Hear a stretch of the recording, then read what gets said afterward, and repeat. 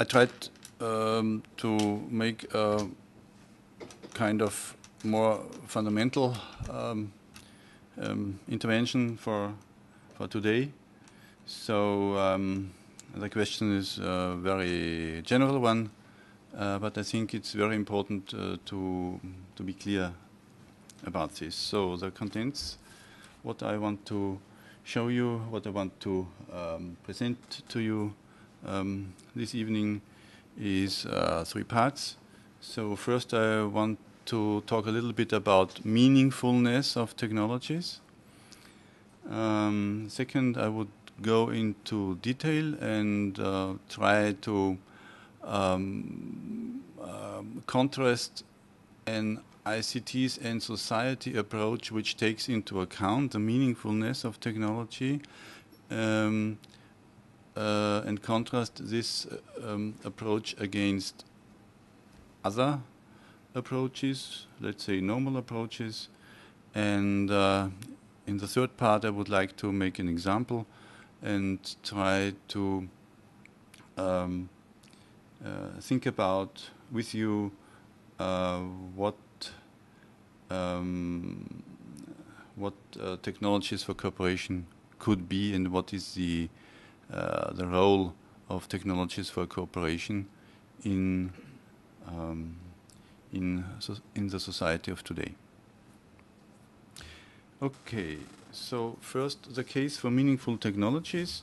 I think there is a case for meaningful technologies. I would like to introduce some definitions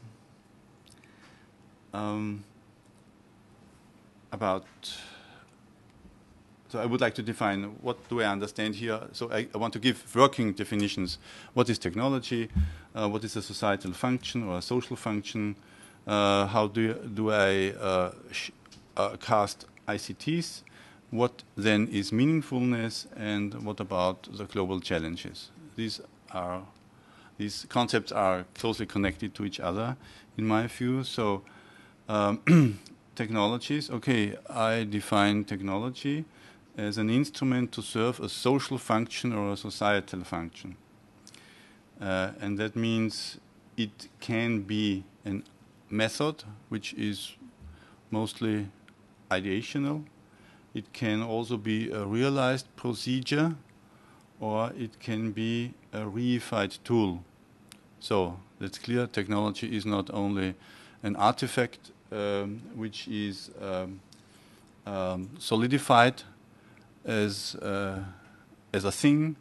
It is also a procedure, and it is the way, let's say, it's the way of doing something. So it's the how of an action. So this is how I would like to talk about technology.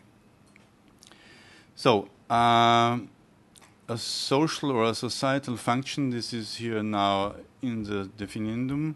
Therefore, I would like to define also that. What do I understand by a social function or societal function?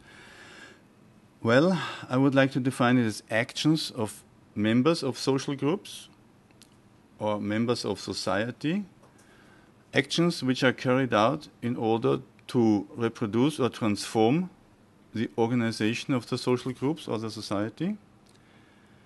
And this is done for the sake of ends which are set by the members of these social groups or society, and it is set by them either individually or collectively. So this is the meaning of a social function or a societal function as I would like to use it here now. Well, then, what is then ICTs?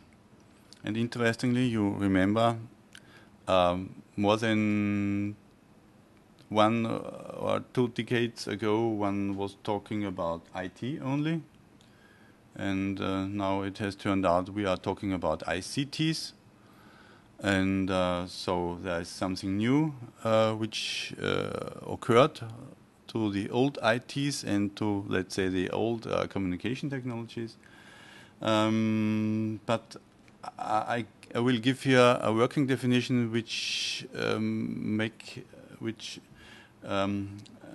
which will make clear that maybe this is not the last word being said here about these technologies, because there is something important missing.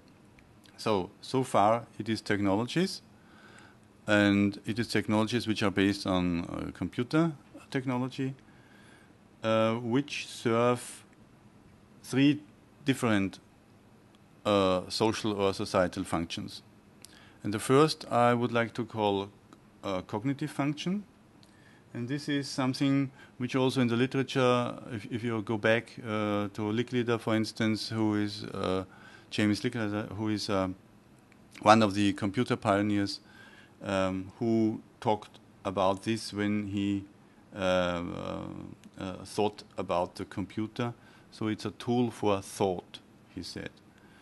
So, and this is something just to illustrate. If we talk about the web, if we see the so-called home pages of the last decade, and if we try to make a search, then these are things which belong to the cognitive function. A second function is the communicative function. This is something which was done long ago already by email. When we talk about the internet, and so it's now technology that works as a kind of medium, and not only medium, it's a kind of media. It's media. And third, and this is maybe more important because these two functions now are already in the word, ICTs. Information means the first, what I would call cognitive. And by cognitive, I would also like to include, let's say, emotions and also the affective side, and not only what is called cognition in the narrow sense of the term. And and communication is also included in ICTs, but there's something else. And this is what I would like to stress here, and this is, I think, the new thing here in the definition. So there's also something which goes beyond these two functions, beyond this information and communication function, and I would like to call it cooperation. It's something cooperative. And this also has to do with community. So it was Reingold who also coined this term of technologies for cooperation, and I'm very thankful to him. I think it was 2005 or so, and 4, I'm not sure. And he addresses the problem, but he looks at it maybe in a very technological, restricted manner to this, but that's okay. So, what about meaningfulness? We have to be aware that technology in itself need not to be meaningful in the sense I would like to talk about it. But this does not mean that it has no meaning. So technology always has a meaning because technology is always a means to an end, and therefore it has meaning. But the problem is, do we think about this? That is, are we aware of this? And is it explicit? Or is it just, let's say, by way of the dynamics of society, which looks like a technological determinism, that things are done, that technologies are designed without very much going into detail about which norms would fulfilled here, which normative criteria are here that would be served, or the role of the social function in society which shall be served. So if this is not expressed, if this is not made explicit, then I would rather talk about meaningless technologies. So they have meaning, yeah, as I said already. But meaningfulness means that there is a process in which you consciously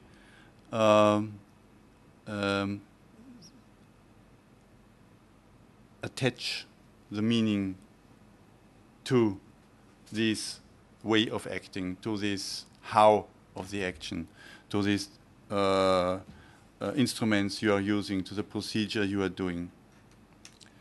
So that is, it's in a reflected way. So if you do reflection, then I would call it a meaningful technology. So I have written here, it's a process in which the design and the usage of technologies are reflected, and the second thing is those who are affected by the technology, they should be included. So in this process about the deliberation of the technologies, all those who are affected should participate. So it's a participatory approach in this sense. Okay, last definition, what about the global challenges? So global challenges are challenges that affect all humanity and the survival of all humanity. This is the objective factor, and we also have a subjective factor because these challenges can only be met by humanity as a whole. So this is the normal definition of global challenges. And you find these global challenges in disparities in social, let's say, societal relationships. That means in the relationship between humans and society, that is in the sociosphere, in the wider sense of the word. It occurs also in disparities between humans and nature. Here you find these ecological problems, and you find them between humans and technology as well. So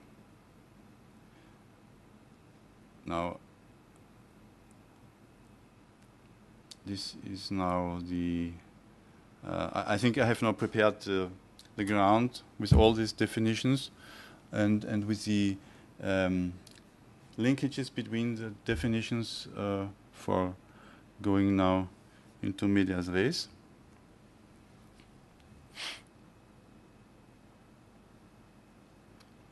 So the second part of my talk is about ICTs in society research approaches, and I would first introduce 3 levels, which is aim, scope, and tools of science, and then ask how can we apply these differentiation to ICTs and society research.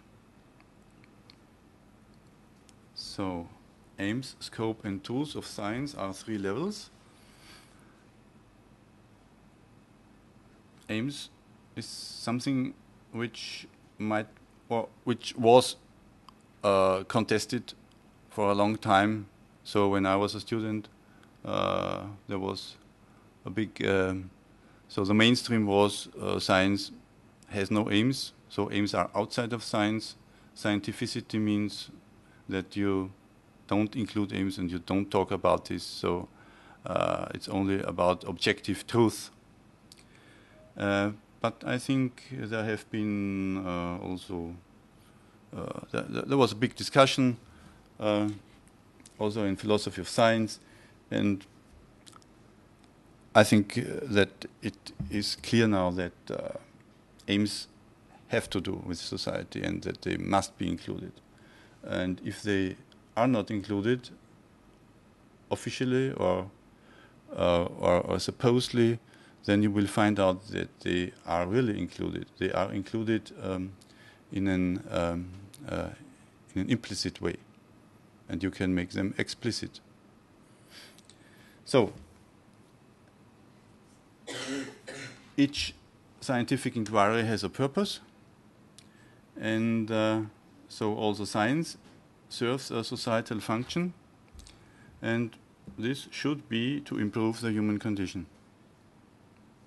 So we have a level in which theory and practice are related.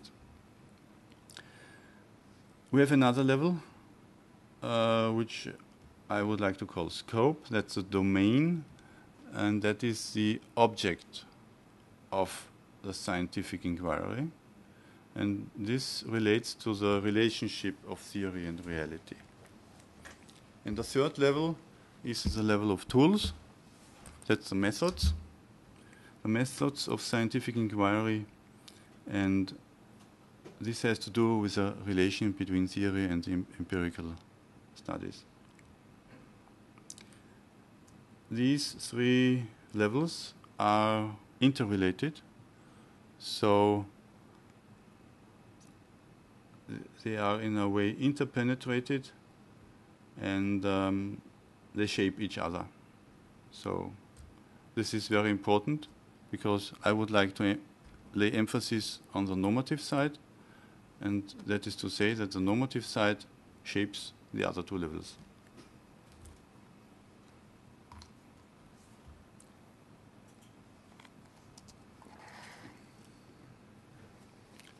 If we are talking now about the research we are doing, we find, or we can find, if we like to, two different approaches. One approach that does not reflect the question of meaningfulness, that does not reflect the question of the norms, of the normative side, and another one who would like to do this. So we have one part which is without self-reflection, and one part which is based upon self-reflection. And by the way, the ICTs and Society Network, we have founded 2 years ago, and which comprises now, I think, 150 persons already. So it's something which aims at this self-reflection. That is, what are we doing in our research? That is, why are we doing it? And also, how are we doing it? So an old differentiation goes, you have to differentiate between applied science and basic science, but it is said that today this differentiation is not valid anymore. But I'm not so sure about this. I would say I still find this today. So, for instance, in the first column, what I label here applied research. So I have the experience that this is still there. And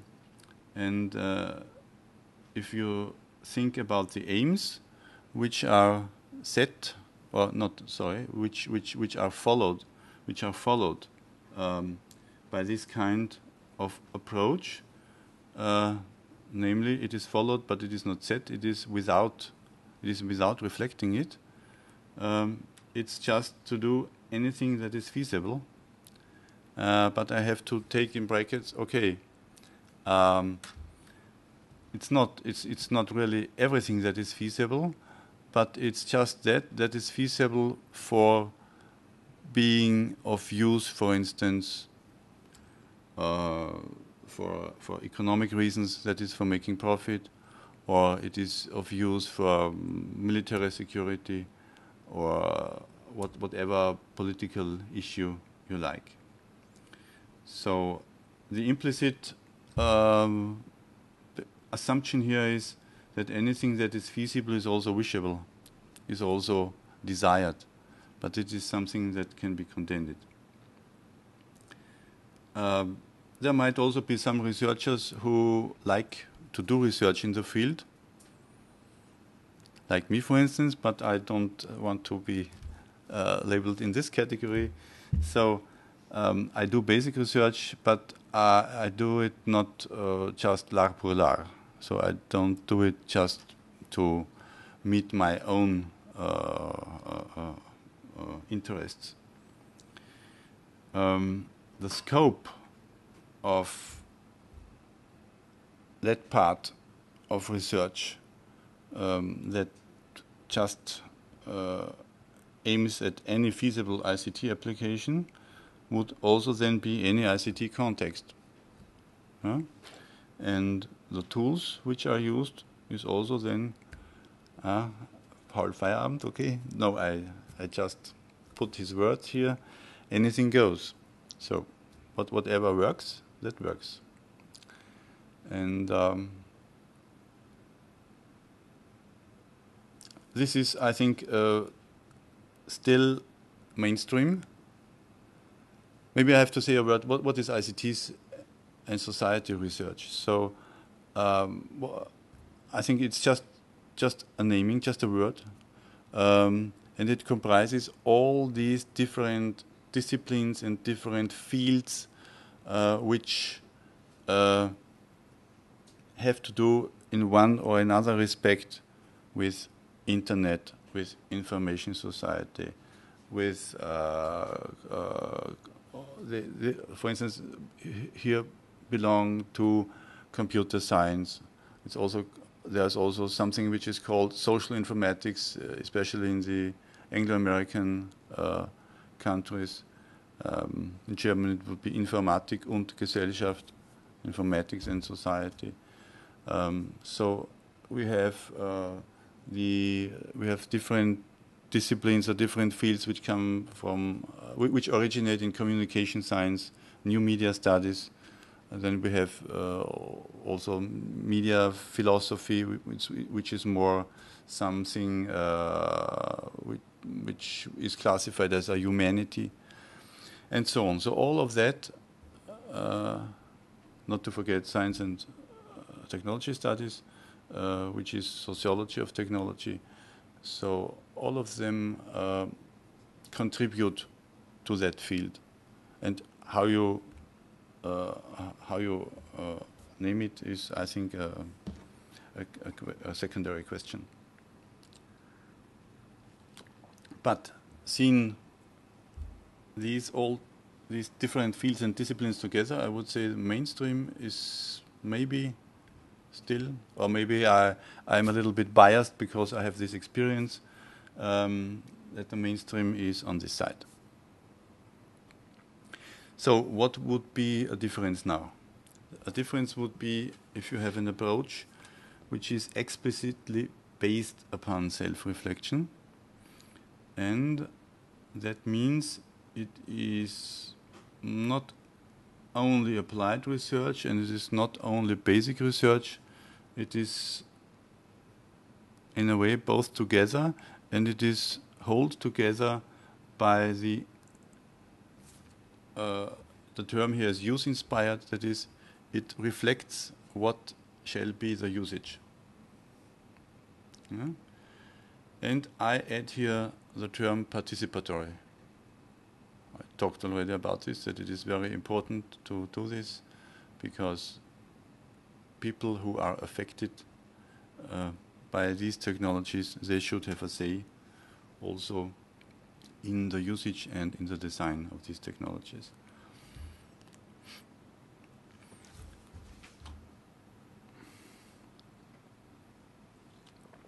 So basically, if we talk about aims, in this part of this self-reflected ICTs and society research, then it is an integrated technology assessment and technology design of ICTs.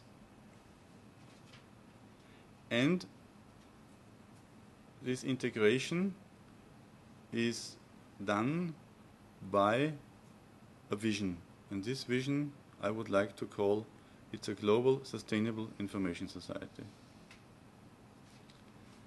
So I will later come to the point, what I understand by a global sustainable information society. It's just a framework of societal conditions that allow that allow meeting the global challenges. And they include the use of ICTs which are designed just for this purpose. So that's a global sustainable information society. If we think about the scope, then it's in a way narrowed down compared to the left side, to the first row, because it looks upon the objects which should be studied as objects which either facilitate this advent of the global sustainable information society, or objects that forestall this advent. And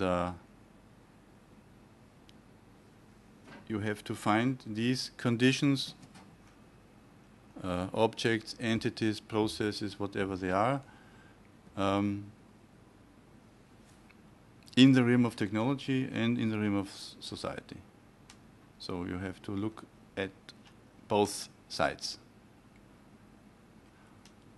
That means also if we go back to the first line, to the aims, so the TA, that is the technology assessment of ICTs, and the technology design is also meaning that we have to consider both sides, not only technology as something which is separate from society, but something which is embedded in a social context.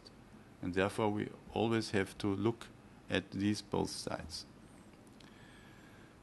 In the third line of the second row, what does it mean if we have to think about, as I call it, the activators or inhibitors of a global sustainable information society? This means that because of the variety of objects we have to study, we have to include many methodologies, and we have to come up with a combination of different methods. So in detail, as to the aims, so what are the aims that are critical for ICTs in society research? So it is the design of ICTs and the social settings to fit a global sustainable information society. Now, to visualize this,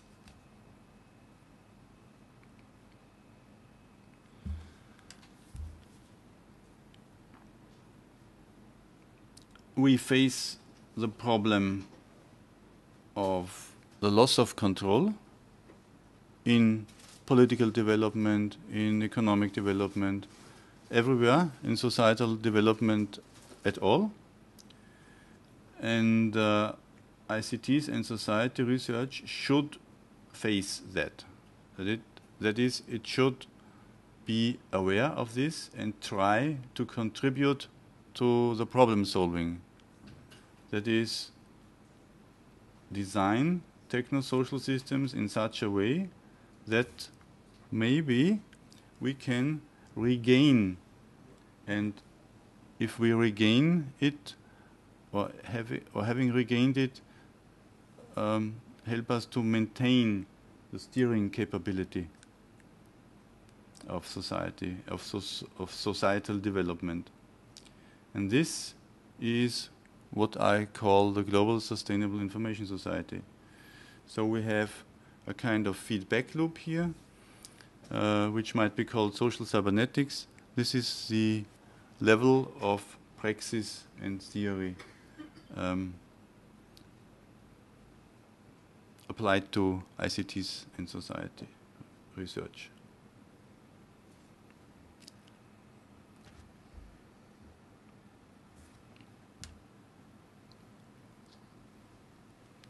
Second level, so what is the scope that is critical for ICTs in society research?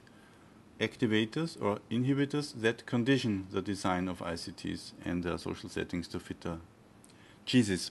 I have an abbreviation also, an acronym, GSIS, so GSIS. This critical scope is, we can differentiate between 3 different spheres or levels or whatever you like. So the first, with economy, polity, and culture, would be the sociosphere in the narrow sense. Then we would have the environment, and we would have the technology. And we find now different relationships. That is, we find relationships that start from the first layer or level or sphere and reaches out to the others. Then we have relationships that start from the middle and reach out to the other 2. And we also have relationships from the third one to the other 2. So that is, each one is related to any other one and also to itself. So this is also important not to forget. And this means that in this relationship we can find the criteria of social compatibility, of environmental compatibility, and thirdly also of technological compatibility. And we can find here degrees of compatibility. So sometimes you are also discussing the social incompatibility or the environmental incompatibility and also technological incompatibility. So just to say one word, to drop one word about the technological compatibility, this means that if you enter a new technology into the whole sphere of technology, into the technosphere, then this will have repercussions on that sphere. So, for instance, if you have just, let's say, in what we have mass media, or we had media and communication science as a kind of technology, then if you enter the computers, something is changing here. So what is the effect of the computers on the old technology?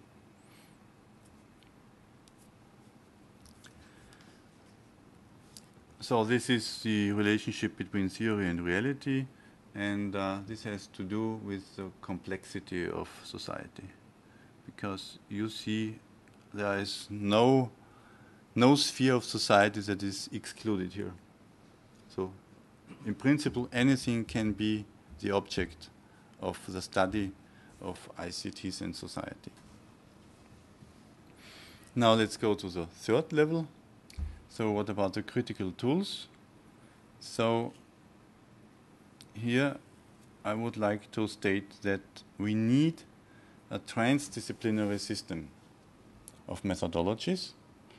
That is, a transdisciplinary system of philosophically grounded and complexity science mediated methods of technological and social science methods.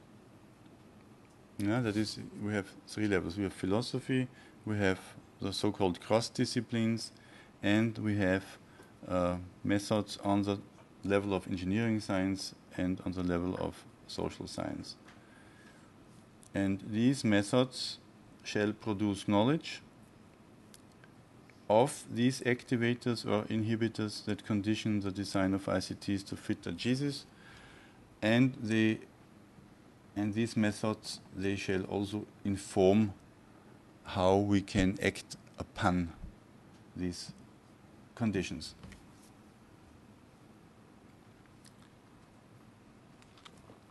To visualize this, we need a methodology of studying the design of a GSIS. For that, we need to apply social sciences methods and humanities methods. We need to apply methods which come from engineering science and include also design science. So this is on the level of disciplines, of different disciplines. That's a disciplinary level. Then we come to the cross-disciplinary level. That is, I would say we need also methods which come from systems theory or from complexity thinking. And this includes also methods of science of information, usually called information science, but I try now to reconfigure these ideas here. And this year there will be the first conference which is organized by myself together with friends and colleagues on science of information, which comprises the whole field that deals with information and includes also ICTs in society. And at least we should not forget there is a layer of philosophy. That is, we need also methods of systems philosophy of information, of social philosophy, and of philosophy of technology. And all of them together are needed to make a good combination of methods and to yield a methodology that is apt to study how we can design a global sustainable information society. And this is now a side step. You see that I have been working on all these fields, and what I write here on the right side, this is how I try to shape these fields. So you can shape it in a different way, but what I would like to point out is here that this scheme is something which is fundamental and which is, I think, a must for this kind of science which thinks about its role in society. So this was the level of theory and empirical studies, and this is called transdisciplinarity. Okay, so to illustrate this on a special question, I come now to my third part of the presentation, and I would link up to what I said in the beginning, in the first part. So what about cooperation? This third C is missing in ICTs.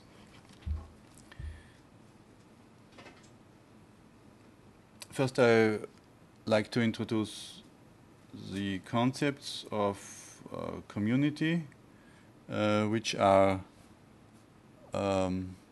which apply to the nowadays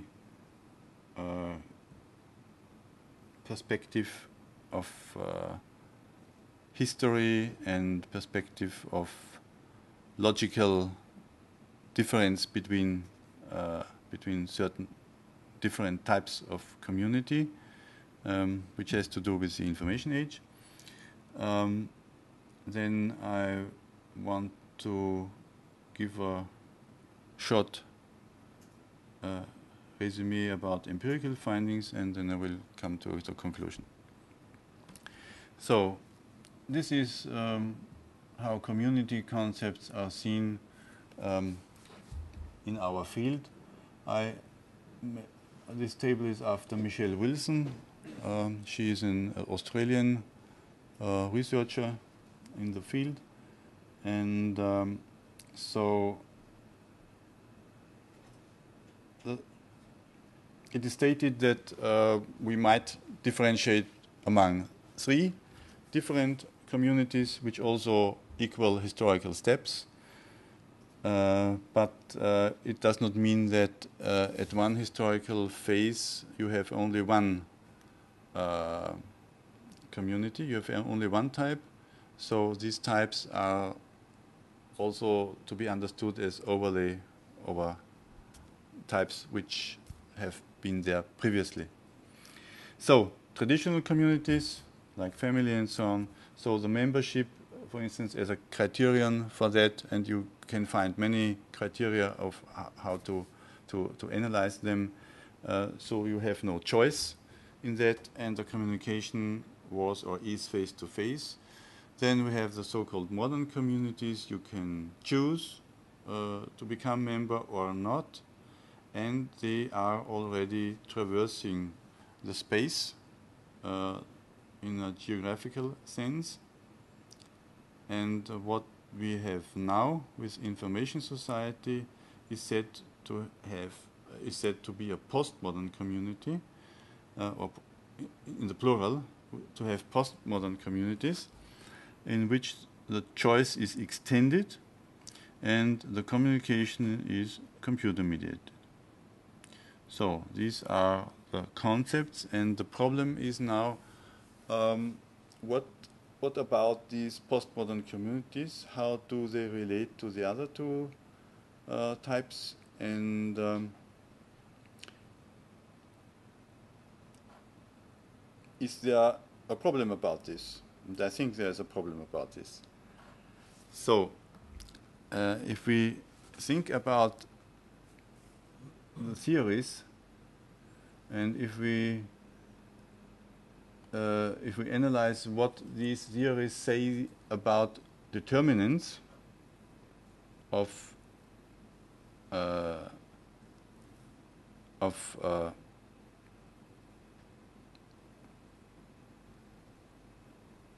communities and about the values, that is, how are these communities valued? How do you assess this development? Then we can make this matrix, and we would find the networked individualism,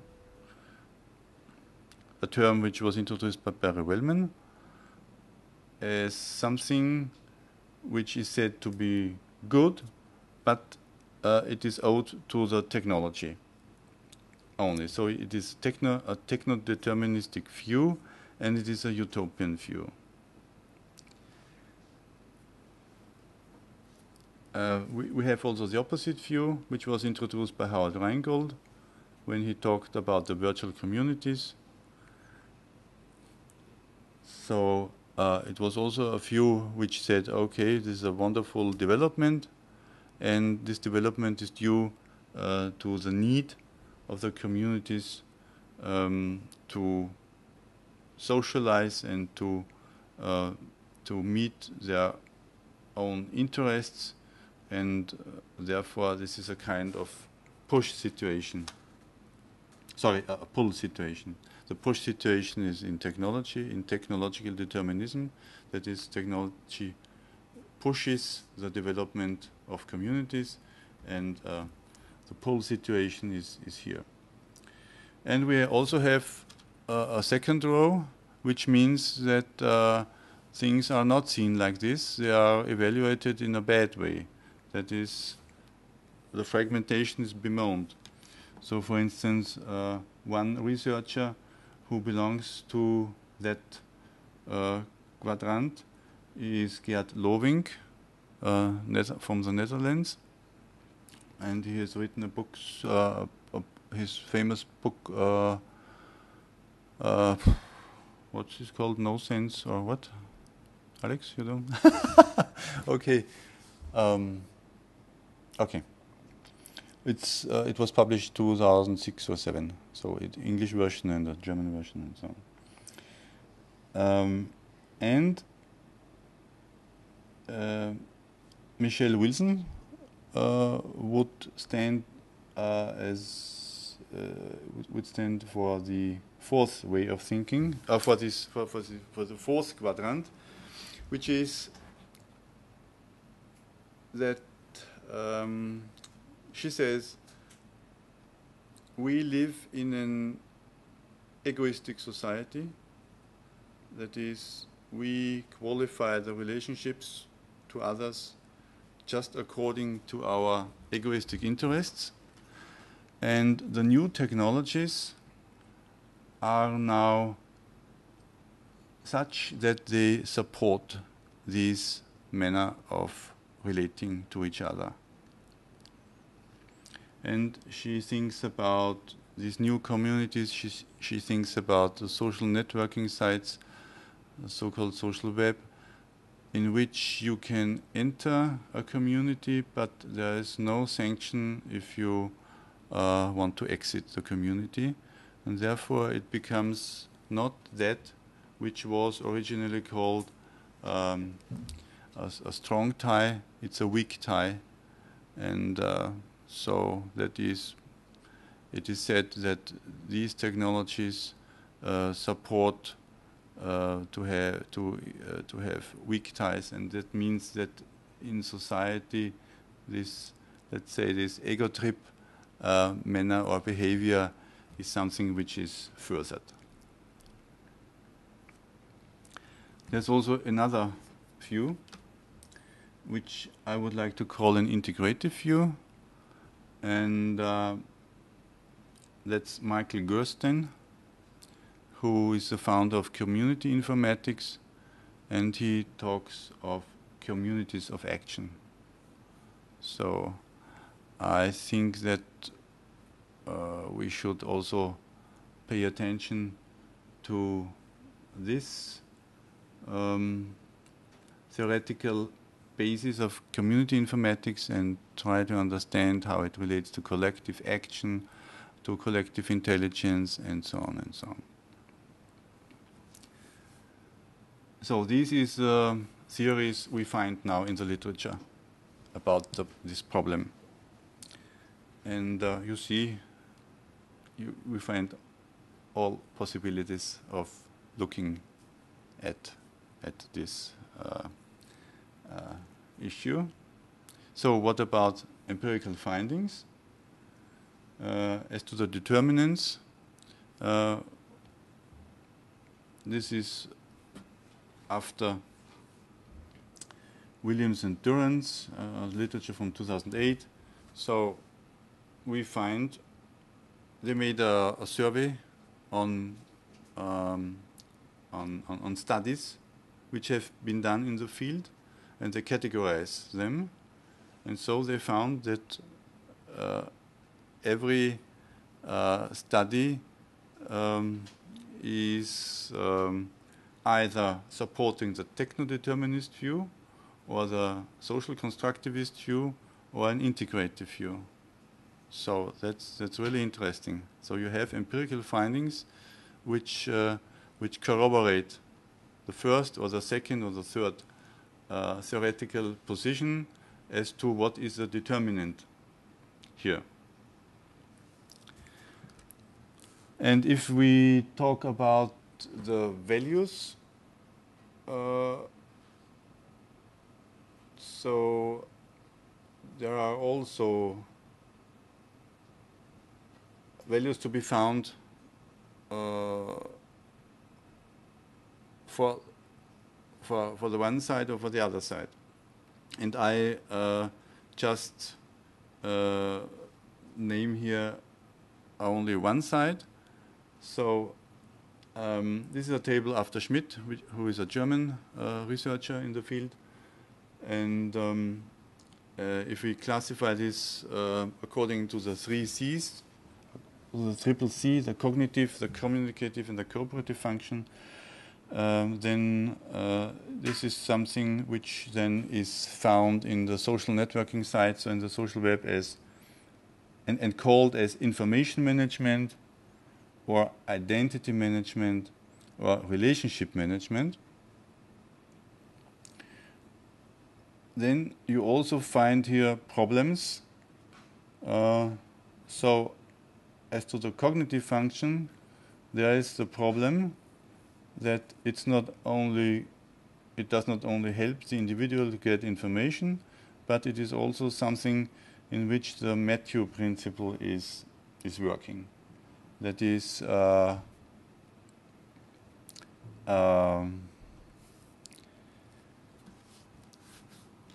knows the Matthew principle? No, okay, no, it's after the Bible. So that is the rich get richer. So or in German we say where there are doves, there come more doves. Yeah, and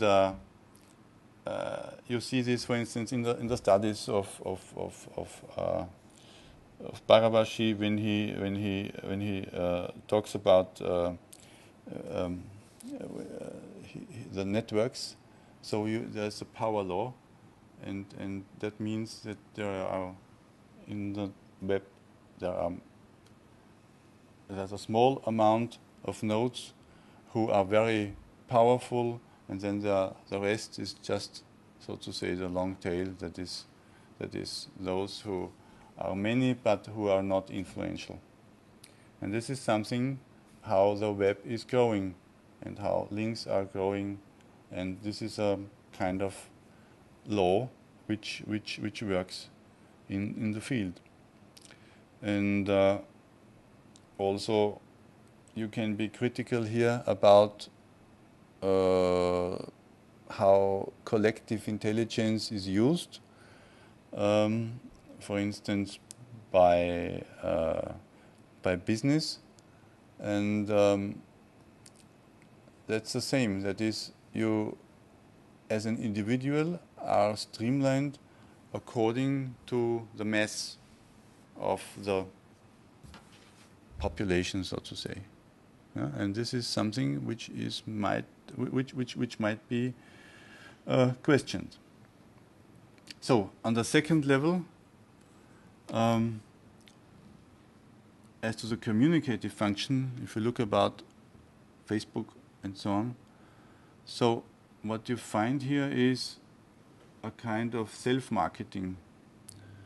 So there's also a word, this new economy we have, this so-called knowledge-based economy is an attention economy, and you are longing for attention.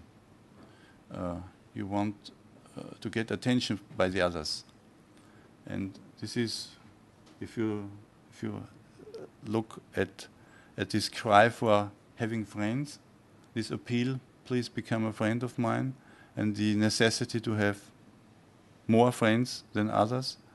So this is something like this here. So it's, I think, it's an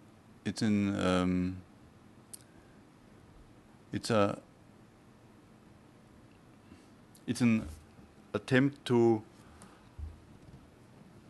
compensate for the loss of community, what is going on here. And third, yes, I talked already about this, you get individual freedom instead of radical relationships. So a radical relationship, this is what Michelle Wilson calls these relationships that are not based upon instrumental rationality. So that is relationships that are really based on an I-through relationship, in which you accept the other, in which you make a real dialogue, and not try to use the other just for your own interests. So this is also what you find. You find negative and you find also positive. I just listed here the negative notions here. So I come to the conclusion. So we find there is ambiguous empirical evidence of the role of ICTs in community building as to the study of social networking sites. There seems to be a potential of ICTs for supporting cooperation beyond communication and cognition. So this is the third C, which I would like to stress. It seems to be possible. There's a potential for this. But in order to make this happen, our research should focus on this potential. And by doing so, ICTs would get a new meaning and would become meaningful and become a meaningful technology. And making ICTs meaningful is needed in order to cope with the global challenges. So this is my roundup. Okay, thank you.